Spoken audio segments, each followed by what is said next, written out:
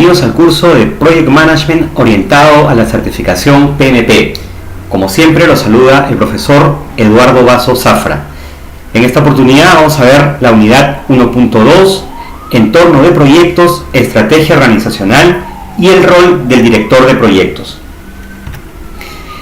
¿Cuál es el objetivo del PMBOK? ¿Para qué sirve el PMBOK? Básicamente tiene dos objetivos: identificar los fundamentos de gestión de proyectos generalmente reconocidos como buenas prácticas, y el segundo objetivo, proporcionar un lenguaje común. ¿Qué significa identificar los fundamentos de gestión de proyectos generalmente reconocidos como buenas prácticas? Se refiere a una descripción general, no exhaustiva, de estos fundamentos.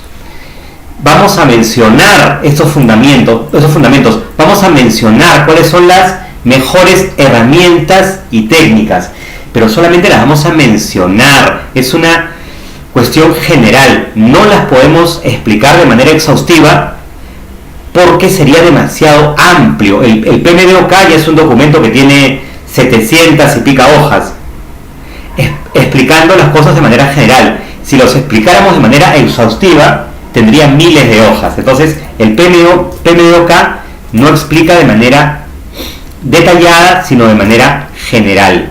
Segundo punto, estas herramientas y técnicas tienen que ser de amplio consenso sobre su utilidad.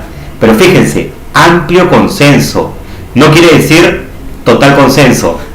En Project Management no es como en matemáticas. En matemáticas nosotros decimos 2 más 2 es 4. Y hay total consenso de que 2 más 2 es 4. En Project Management hay algunas herramientas que algunos estudiosos consideran que son buenas, pero otros estudiosos consideran que no son buenas. Para que una herramienta llegue al PMBOK tiene que haber amplio consenso sobre su utilidad. Es decir, la gran mayoría de estudiosos, de expertos, deben estar de acuerdo en que esa herramienta es buena, es de utilidad. Pero no quiere decir que el 100% va a estar de acuerdo. Siempre habrá uno que diga no, esa herramienta no es buena. Ok, entonces tiene que haber amplio consenso sobre su utilidad. Y algo súper importante, estas herramientas no deben aplicarse siempre de forma uniforme. Tú como gerente de proyectos tienes que analizar estas herramientas, estas técnicas y ver cómo aplicarlas a tu proyecto. Es más, tienes que ver si esa herramienta le sirve a tu proyecto o tal vez sea mejor no usarla. No quiere decir que todas las herramientas que estén en el PMBOK tienes que aplicarlas a tu proyecto. Tú tienes que escoger cuál usas y cuál no usas. Y si escoges usar alguna, no tiene que ser de forma uniforme. Tienes que adaptarla a tu proyecto. El segundo objetivo del PMBOK: proporcionar un lenguaje común para hablar, para escribir y para gestionar proyectos. Tú sabes cuál es el principal problema de los proyectos, lo vamos a repetir muchas veces. El principal problema en los proyectos es problema de comunicación, fallas de comunicación. No le entendí bien al cliente lo que quería. A mi equipo no le pude transmitir bien las ideas. No entendí cuáles eran los requisitos que pedía la municipalidad para otorgar el permiso.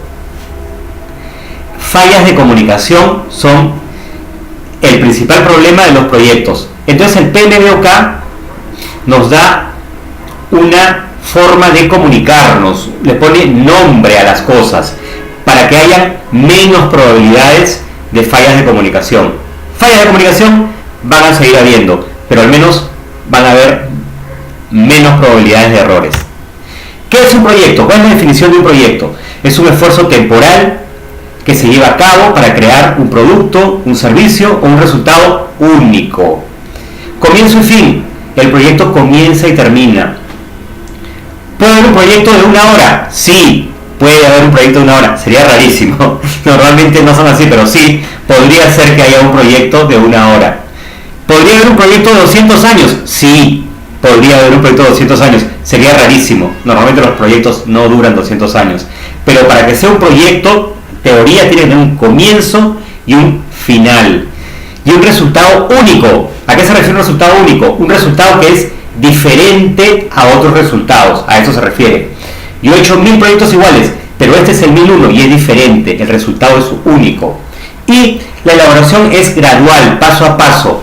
Si voy a un lugar y le digo, señorita, por favor, deme ese proyecto que me lo llevo, entonces eso no es un proyecto.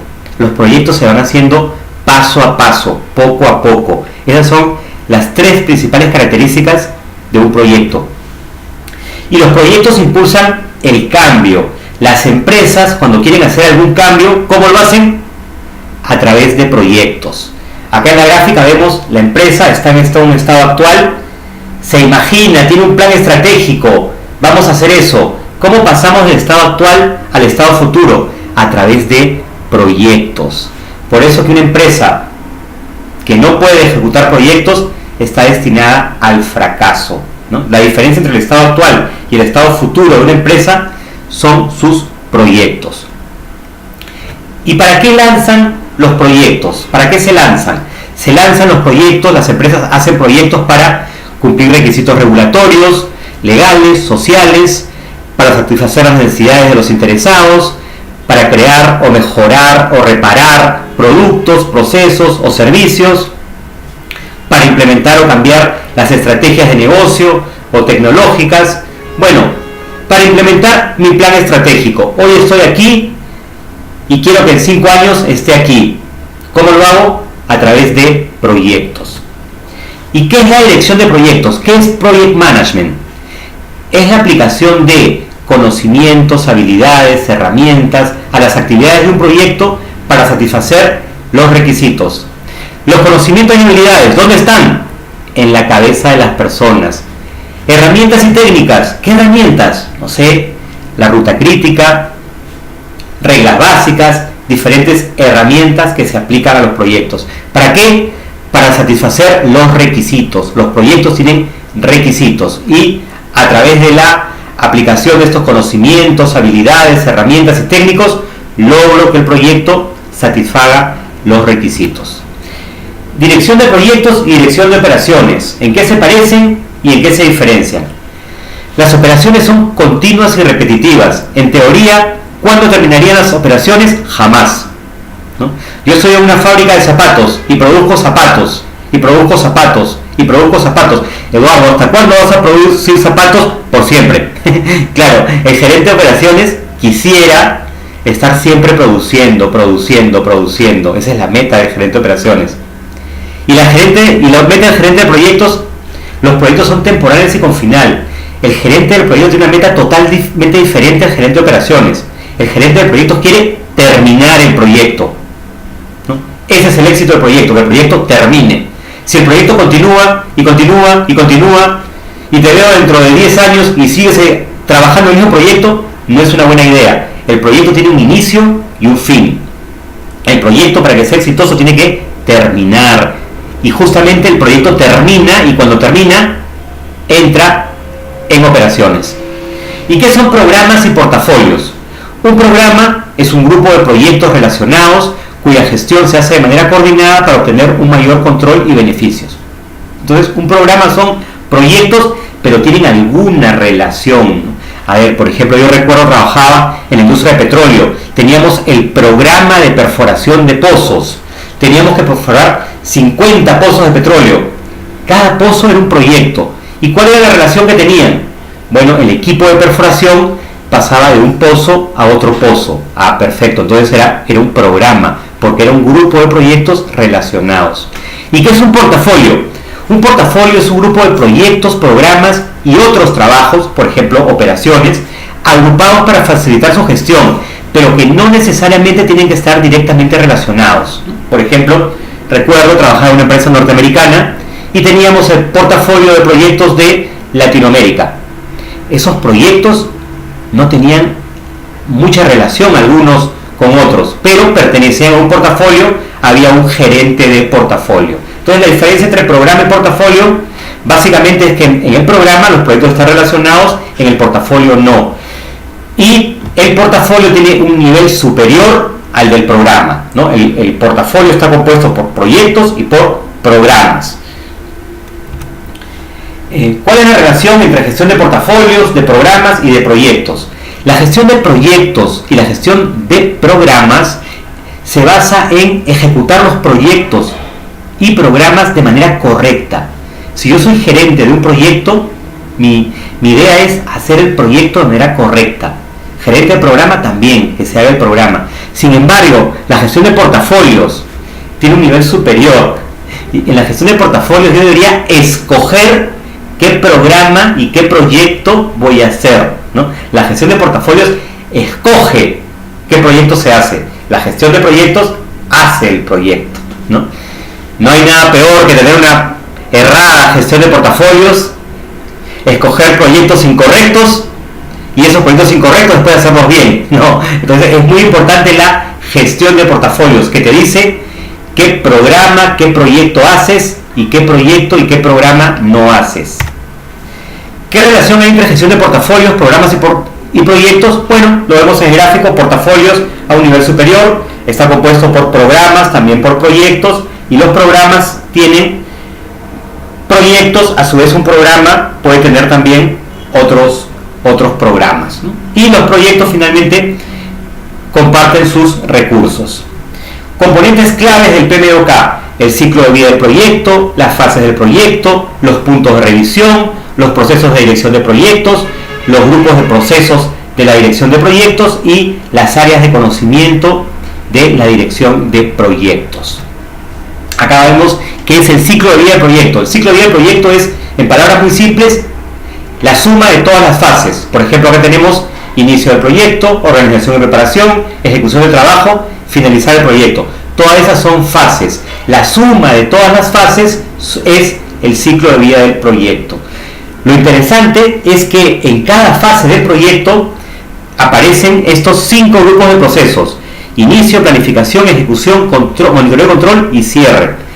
Entonces, ¿cuántas fases tiene un proyecto? Depende, Eduardo. Como en este ejemplo, tiene 4. Podría tener 3, podría tener 2, podría tener 1, podría tener 8 fases. Las fases pueden ser diferentes, pero siempre, los grupos de procesos siempre son 5. Inicio, planificación, ejecución, monitoreo, control y cierre.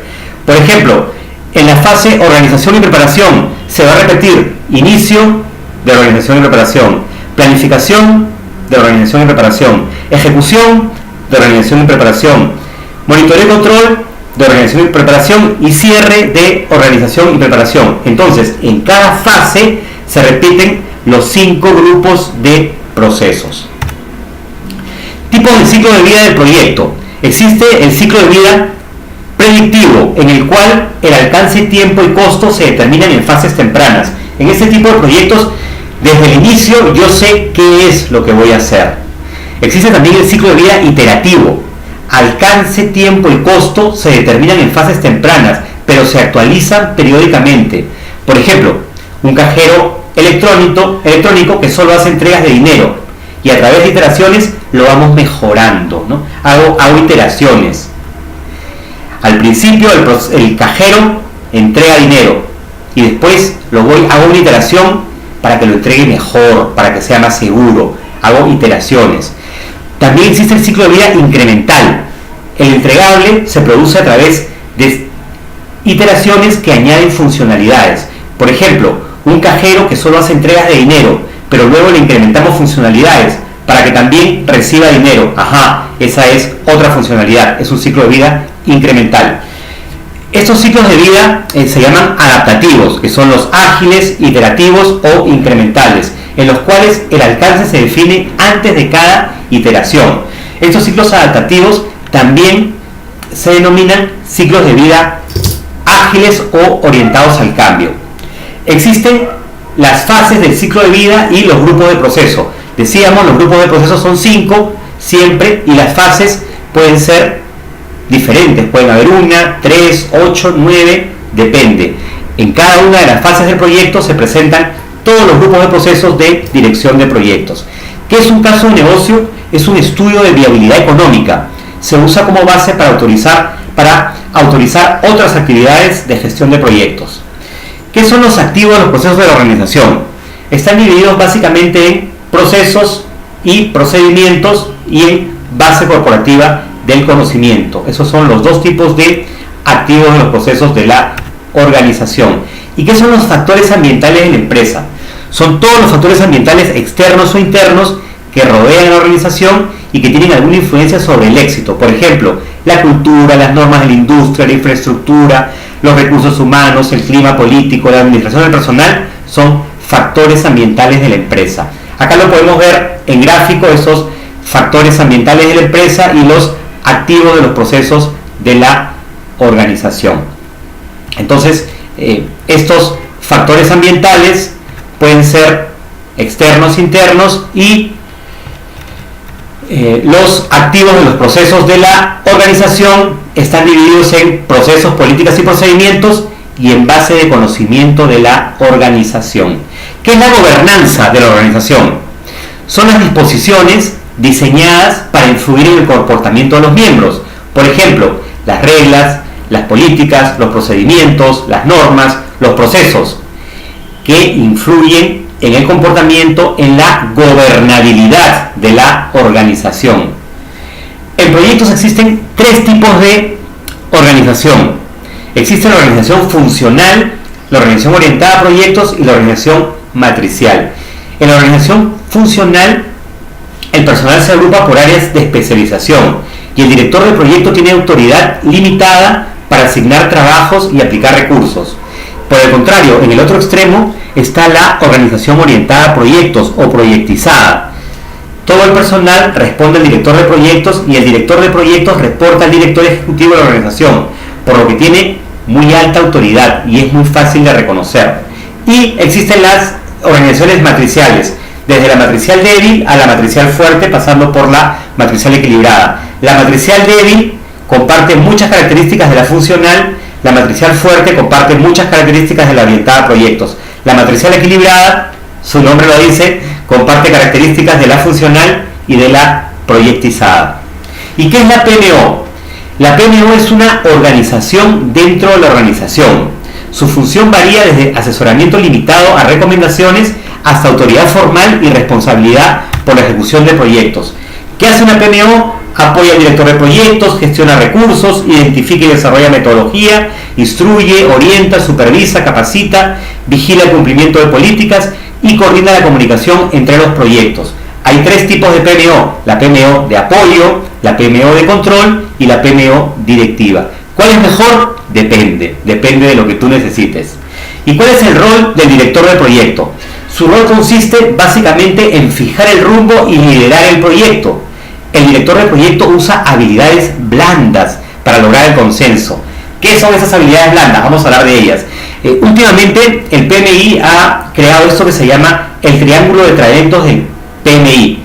El director de proyectos debe contar con un equilibrio de estos tres conjuntos de habilidades, ¿no? Entonces tiene que haber habilidades de dirección técnica, habilidades de liderazgo y habilidades de gestión estratégica y de negocios.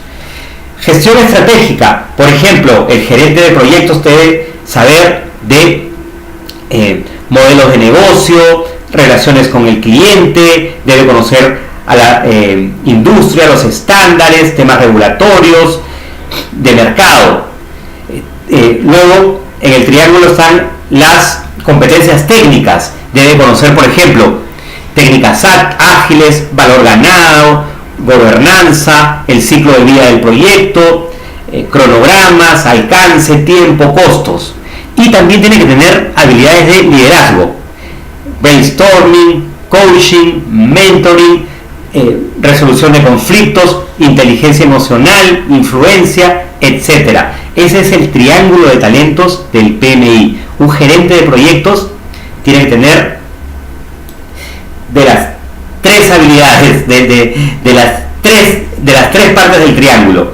¿Qué son habilidades técnicas? Ejemplos: centrarse en elementos técnicos críticos como cronogramas, informes financieros, registro de incidentes, adaptar las herramientas a cada proyecto y hacerse tiempo para planificar exhaustivamente. Habilidades de gestión estratégica y de negocios en este triángulo: capacidad de ver el panorama a alto nivel, centrarse en elementos técnicos críticos como cronogramas, informes financieros, registro de incidentes, adaptar las herramientas a cada proyecto, hacerse tiempo para planificar exhaustivamente. y habilidades de liderazgo.